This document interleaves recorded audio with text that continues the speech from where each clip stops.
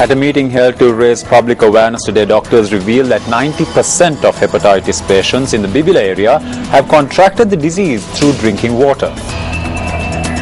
On the 11th of this month, News First reported that hepatitis was spreading rapidly in 2 villages in the Bibila area. These villages were Udamal Haver and Pahalamal Haver. This month alone, 29 hepatitis patients have been reported from these 2 villages. We are not sure how the child got it, whether it was from school or home. We always use water from home, which we get from the well. Some children don't take water from home when they go to school, so they drink water from the taps in school, and the school gets water from the water system. Our reporter notes that these villages, which have a population of about 400 families, rely on a water source in the Malhava-Kamda area for their water needs. Health authorities say that the contamination of this water source is causing the spread in hepatitis. A public awareness program was held today with the participation of Minister Vijit Vijay Munisoisa, the medical superintendent of the Bibila Base Hospital, Dr. Pradeep Darshana, and health officials from the area. Steps that should be taken to mitigate the spread of the disease in the area were discussed at this meeting. Hepatitis A, which is spreading in this area in Sri Lanka at present, is being transmitted through food, not through blood. That is what we have identified at present. We believe that 85 to 90% of patients contracted the disease from drinking water. When we speak to people here, they say that they boil the water, but they drink tap water from time to time. The hepatitis virus has found its way into the drinking water source.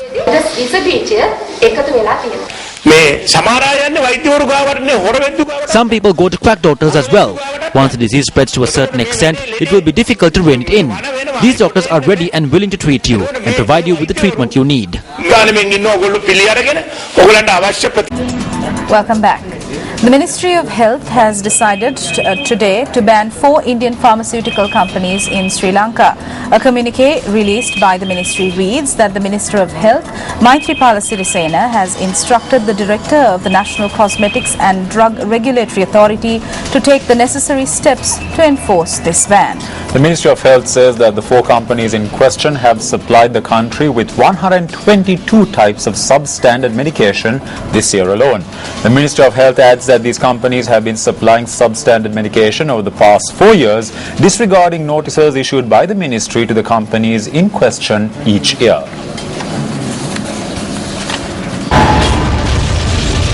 Rumors of substandard saline being provided to dengue patients.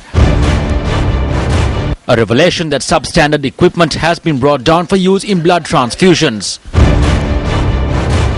Another revelation regarding 2 vaccination vials containing glass fragments and waste. Suspension of the use of products manufactured by 2 companies which supplied contaminated vaccination vials. Ministry of Health prohibits the use of a batch of an antibiotic drug used at the Madirigiri Hospital. Today, Sri Lanka closes its doors to 4 Indian pharmaceutical companies that supplied 122 types of substandard medication within a year. Why is the compilation of the national drug policy being delayed further? In business news tonight, the Colombo Traders Association says that the price of wheat flour in the country should be reduced considering the decrease of prices in the world market. The association's president K. Palniyandi says that a kilo of wheat flour, which is currently sold at 105 rupees a kilo, can be sold to the consumer at 85 rupees a kilogram.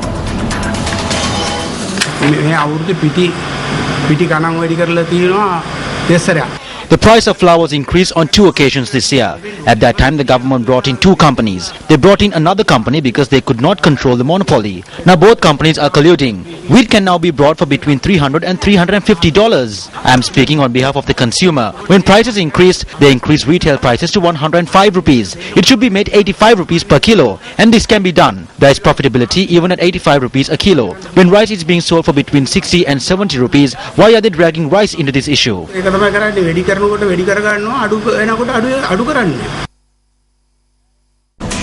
Well, a fire broke out at a privately owned building in Slave Island, Colombo at about 6 o'clock this evening.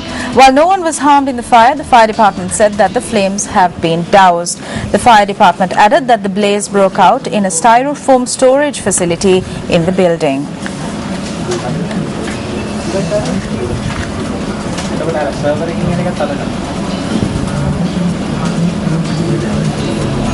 In the meantime, a van and a bus collided near Dawson Street, Colombo at around 3:30 this afternoon. No one was injured in the accident.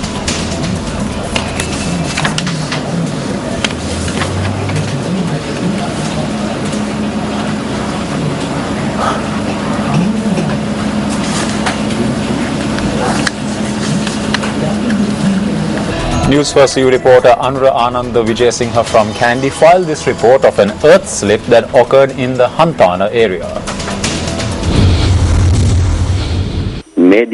As a result of heavy rain being experienced in the area at present, an earth embankment collapsed onto a house in the Patana estate in Hantana, Kandy last night. No casualties were reported. Residents say that the children's school books and uniforms have been destroyed in this earth slip. Mama News First EU reporter Venuen Manur Sita Anura Ananda Vijayasinghe. Time now for the newspaper cartoon of the day.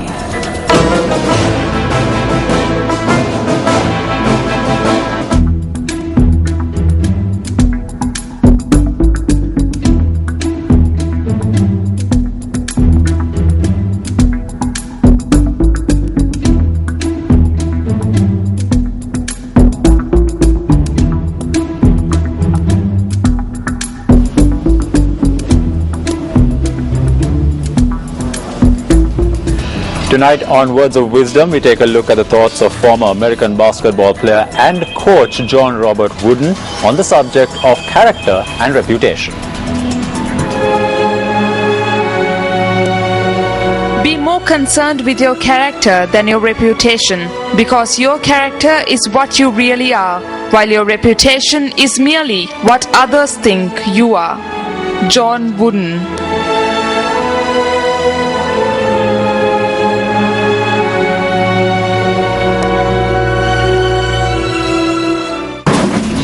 Well, India successfully test-fired its most potent and longest-range nuclear-capable ballistic missile, the Agni-5, today, which has the ability to target the entire Asia and parts of Europe. The home-built missile, capable of striking at a range of more than 5,000 kilometers, was test-fired from the Wheeler Islands. The missile is about 17 meters long and 2 meters wide, with a launch weight of around 50 tons. Agni-5, which is a surface-to-surface missile, can carry a nuclear warhead of more than 1 ton. The launch was the second development trial of the long-range missile, while the first test was conducted on the 19th of April 2012, which was also a success.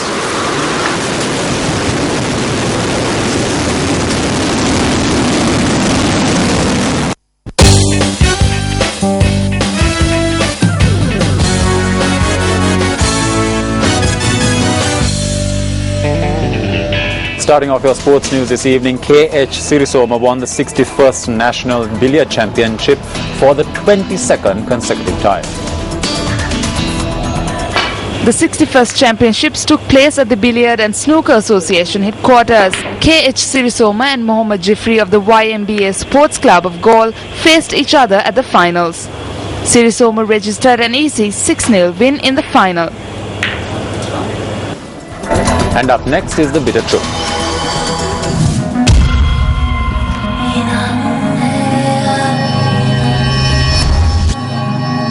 In February this year, the Ministry of Education prohibited children in the under-13 category from participating in competitive sport. The Director of School Sports noted that the decision was arrived at following discussions that also involved the Ministry of Sports and the Ministry of Health. He said that another intention of this regulation was to prevent children from undergoing physical and psychological crisis. The way we see it, it is both good and bad. It's 50-50. It is children who have finished the Year 5 examinations that go in for sports. The problem with removing the competitive element is that children are deprived of the opportunity to participate in sport. In the long term, this could prove to be problematic for sports.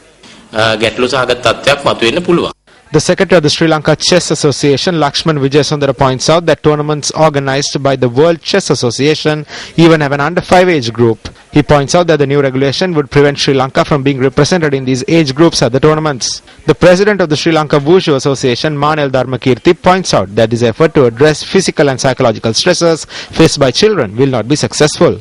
He charges that children face such issues due to the lack of facilities and mistakes in sports administration. He says it is unjust to deprive children of opportunities while failing to address the real problem. The Director General of Sports, Ranjani Jayakudi, also accepts that it is impractical to enforce these regulations in the case of every sport. She says that a committee has been appointed to identify sports where the regulations should be enforced. Will this committee provide a just and acceptable determination? Shouldn't regulations of sport be subject to broad discussions prior to enforcement? The bitter truth will keep a close watch.